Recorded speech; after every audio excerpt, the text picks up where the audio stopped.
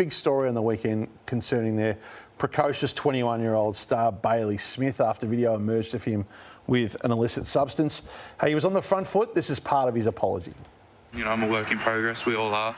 It's disappointing that mine's come out so publicly, but then again, it's my own doing, and I'm stupid enough to, let that happen. It's not a relief, but it almost is, because it's it was a period of my life where I feel ashamed and, I want to forget, but now I feel like I can properly move on. And, I'm an open book. We've all, messed up, and it's unfortunate that I did in that way. And as I said before, I'm excited to grow and continue to be better. One thing that should go on the agenda as a result of all of this, and will when the AFL clubs meet as a whole on Wednesday, is the soft cap money, and clubs who are struggling for staff and struggling to work with all of their problem players. And we know the Bulldogs have had a lot of issues with players taking time off with mental health. They're not the only club, but they're one of many. But of course, when this happens, the illicit drugs policy becomes the big ticket item, and several big names in footy have had their say in recent days. I'm a big believer that it should disappear. And essentially, any player with a clinically diagnosed mental health challenge will never be exposed to the policy anyway, because regardless of when you're tested or how often you're tested, you're always going to get a pass.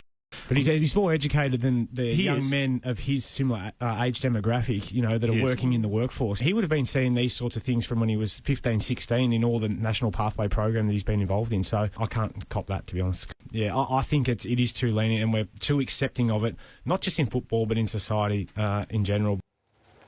And of course, we've got we've got the comments from Bailey Smith, but Jeff Kennett, bizarrely, believes that the zero tolerance is the way to go with this. Still extraordinary for a person who ran beyond blue for so many years.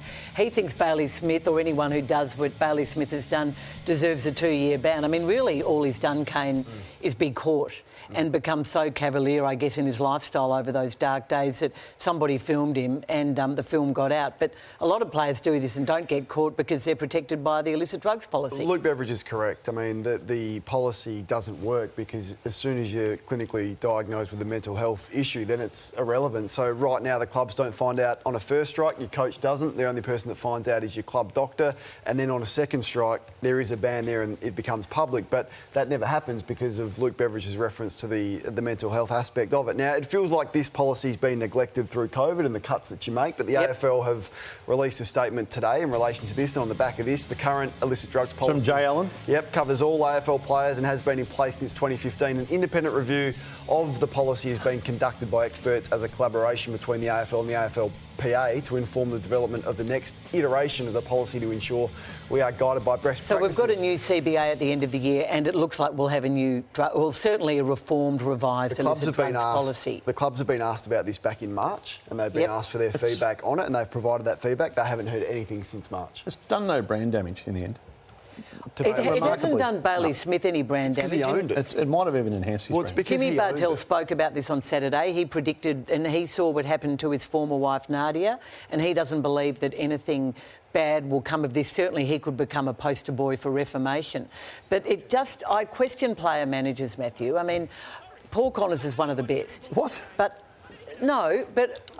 this is Bailey Smith doing one of many ads. We know he came into the system as a fragile human being, a perfectionist who spoke of his battles with anxiety, even as a schoolboy.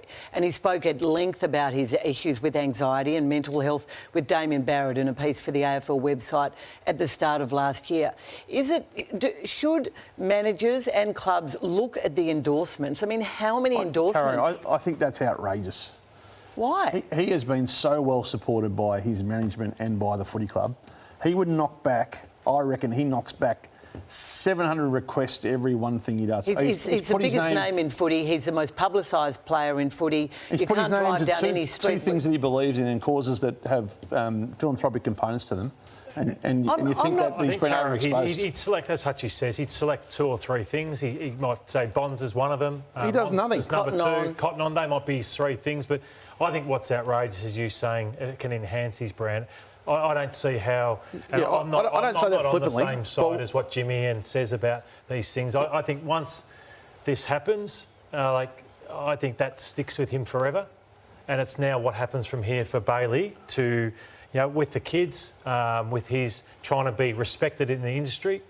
I think it's really damaging for him and his brand. I do think the Bulldogs have done the right thing, though. Like, there was no pussyfooting around what went on. They were all very honest from the word go, handled it well. I'm not saying it's the right thing that's enhanced his brand, but let me explain myself. So, kids who look up to him, 14 to 19 and 20, they are far more in tune with vulnerability, sensitivity, anxiety, mental health, and being honest up front, owning your actions than our era is or ever was.